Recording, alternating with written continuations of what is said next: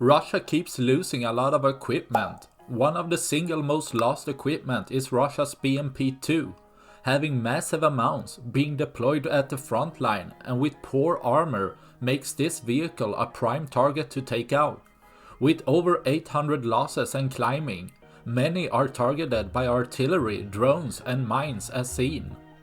Ukraine's tactic of placing mines both in front as well as behind Russia's vehicle's position has shown great success.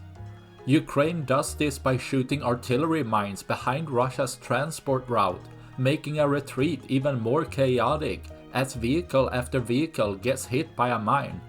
Here even the BMP-2 going maximum speed with cope cage wasn't enough to save it from a mine,